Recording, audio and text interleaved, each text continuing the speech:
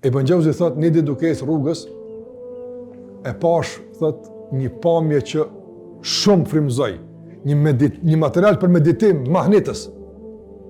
Çka ishte ajo? Thot, një fëmijë kishte bërë diçka sherrë të shtëpia, edhe nëna për me dënu e ka qitë jashtë shtëpisë.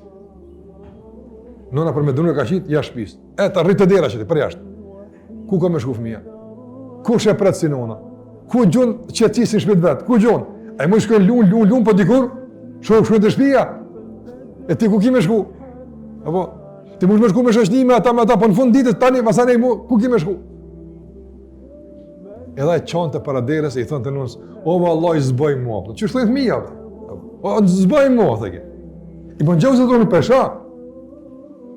Edhe nëna së më përbat, normal. Edhe dikur ja qili derën, ma që qaj qaj ke edhe u përgjërante. O ma qaj pluta që zboj mua. Kush i që ka po shërë, që ka thuj diqka ti në shpe. Edhe tha, Ibn Gjauzi e qili nëna derën, e kapi për qafke, e i thejke, atë ku më thonë, më zba se asë në të lo për jashtë, asë në për të qeli derën, në thonë. Së më të qeli derën se bën shërë, a jashtë së më për të lo se qështu të kajtë ma thejve zemrë, në thonë. Ibn Gjauzi thotë, mora mësim ma për këtë, e i thash, që kështu edhe na të derë Allahot jema, bojmë gjuna, lërguam për Allahot. Tani, privosh në dua, privosh në të puna, po, e thush tani, o zdo qëllë ma derën, në thonë.